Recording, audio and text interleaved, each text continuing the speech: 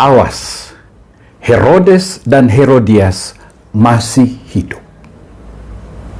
Apa yang terjadi?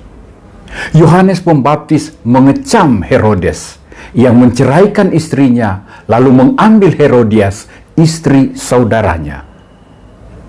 Herodes ingin membunuh Yohanes Pembaptis, tapi ia takut. Orang banyak sangat menghormati nabi itu. Yohanes Pembaptis juga adalah orang suci, benar. Maka hati Herodes selalu terombang-ambing. Tetapi ia senang setiap kali mendengarkan Yohanes Pembaptis. Ketika Herodes mabuk dan menawarkan janji pada sang putri apa saja akan diberikannya, Herodias bertindak.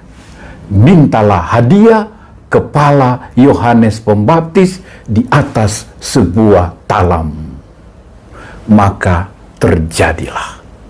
Meskipun Herodes muak dengan permintaan itu, ia menurutinya. Saudara, Herodes dan Herodias masih hidup. Awas, Herodes masih hidup. Herodes masih hidup dalam diri orang-orang berkuasa yang menyalahgunakan jabatannya, yang bertindak tidak adil dan tidak benar, sesukanya melawan hukum dan menghendaki orang bungkam atas salahnya. Herodes masih hidup dalam diri orang yang terombang-ambing hati nuraninya. Ia tahu apa yang adil dan benar, yang suci dan baik, tapi lemah untuk memilihnya dan membiarkan diri hanyut dalam kesalahan. Herodes masih hidup dalam diri orang yang suka umbar janji, pamer kuasa, sok murah hati, yang tak punya penguasaan diri karena mabuk, tak mampu menguasai nafsu, tak punya pengendalian diri. Herodes masih hidup dalam diri orang yang mencoba bersembunyi dari dosa yang terus-menerus mengusik dinding nuraninya. Nampak bisa menyimpan dan menyembunyikan malu dan dosa dari pandangan manusia, tapi tak dapat lari dari suara Allah.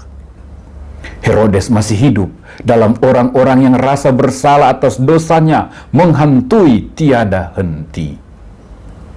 Awas, Herodias juga masih hidup dalam diri orang yang tidak punya rasa malu, baik pada diri sendiri, pada tamu undangan, pada anak sendiri, pada suami, dalam menempuh segala cara demi memuaskan dendam kesumat, kendati karena teguran yang benar dan tepat.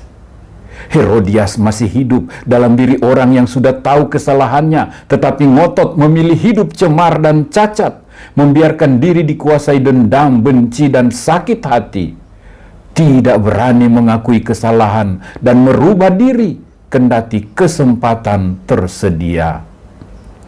Herodias masih hidup dalam diri orang yang tak bisa dikalahkan, disaingi. Ia harus jadi ratu, merebut posisi dan status orang demi gengsi, tahta, dan harta. Musuh itu, suara kontra itu, suara benar itu harus mati agar dia diam dan perkawinan tak pantas teramankan sah-sah saja. Yohanes Pembaptis juga masih hidup. Yohanes Pembaptis masih hidup dalam diri pejuang-pejuang kebenaran, keadilan, hak asasi, martabat manusia yang dikejar, diancam, dibungkam, bahkan ada yang dibunuh seenaknya. Padahal demi sebuah kebenaran, keadilan bagi orang banyak, serta kebaikan yang bersangkutan. Diam atas ketidakadilan adalah dosa. Yohanes Pembaptis masih hidup dalam diri orang yang kehilangan kebebasan berpendapat, beriman dan beragama, berbangsa dan bertanah air, sementara dengan jelas kelihatan cara-cara buruk, tidak berperi kemanusiaan, tidak bersaudara, tidak berkeadilan sosial, terus dibiarkan tumbuh subur, bahkan terkesan dilindungi. Yohanes Pembaptis masih hidup dalam diri orang yang menyerukan kebenaran, namun digugat balik, dituduh sebagai penebar fitnah dan penista. Sementara orang banyak, orang sok berkuasa dan jagoan yang mengusung perpecahan, penyebaran benci dan fitnah, serta iri hati, dibiarkan memiliki panggung dan mengotori hidup sehat bangsa yang bermartabat. Yohanes Pembaptis masih hidup dalam diri orang-orang yang tidak terbeli suara kebenaran dan keadilannya, yang tak terendahkan harga dirinya oleh uang suap, jabatan, dan balas jasa. Yohanes Pembaptis bisa saja melemah pada Herodes dan Herodias, namun ia tak mau. Ia tak berkenan mundur setapak pun, tak ada kompromi. Ia terus menyuarakan kebenaran, keadilan, serta menganjurkan pertobatan. Sebab berpihak adalah menjadi aktor bersama. Pesan kemartiran Yohanes Pembaptis bagi kita masa kini. Orang-orang benar, siaplah dilawan, dibungkam, diancam, ditidakberdayakan. Tapi teruslah berseru, yang benar dan adil akan dianggap kuno, jadul, orde lama. Sementara yang salah, yang imoral, yang tak adil ditolerir, malah dianggap sebagai hak asasi, sebagai ungkapan cinta. Ada bahaya, orang benar dianggap salah, dan orang salah dianggap pahlawan syahid. Jangan berkompromi dengan nilai-nilai kebenaran dan keadilan. Jangan takut tercabut dari zona nyaman dan basah. Jangan takut dianggap tak berpihak, takut ditinggalkan.